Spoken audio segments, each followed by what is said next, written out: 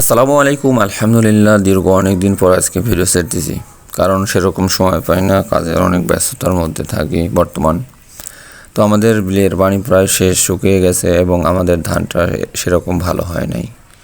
তো এখন বর্তমান পানি চলে গেছে, তো তাই জন্য আজকে আসছি আবার ধান লাগানোর জন্য, বিছন চারার জন্য জায়গা বানানোর জন্য এখানে আসছি। তো আমাদের এখানে মূলত আজকে 30 কানির মতন জায়গা পরিষ্কার করে এখানে বিছন ফেলানোর জায়গা বানাবো। তো দেখতেই পাচ্ছেন আপনারা, এই জায়গাতে আমি বর্তমান আমাদের পরবর্তী ধান কাটার পরে আবার যেই ধান লাগাবো ওই ধানের বিছন ছাড়বো এই জায়গাতে।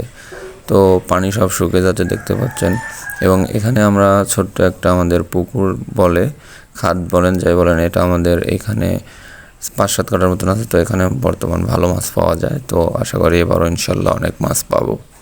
তো আমাদের এইখানে মূলত 30 কানির মতো জায়গাতে আমরা বিছন চারবো, এই জন্য আজকে আসছি পরিষ্কার করতে। তো পরিষ্কার শেষের দিকে আমরা এখানে সুন্দরভাবে মই বলেন এবং কলার গাছ বলেন টেনে সুন্দর করে সমান করব। তো আমি এখন বর্তমান কলার গাছ দিয়ে সুন্দর করে চারদিকে এক লেভেল করার চেষ্টা করতেছি, এবং এইভাবেই এক লেভেল না করলে পরবর্তীতে যখন পানি দেবো তখন আপনার এক জায়গায় পানি থাকবে, এক জায়গায় থাকবে না, এর জন্য সুন্দর করে লেভেল করে দিতে হয়। তো আমি সব কাজের শেষে আমি এখানে আমাদের একটা রিং জাল পাততেছি, কারণ এখান দিয়ে এখন অনেকটা মাছ যাওয়া আসা করবে তো আমাদের জমি।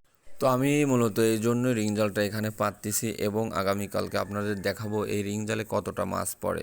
তো সবাই ভালো থাকবেন, সুস্থ থাকবেন, এবং আমার জন্য সবাই দোয়া করবেন। আল্লাহ হাফেজ, আসসালামু আলাইকুম।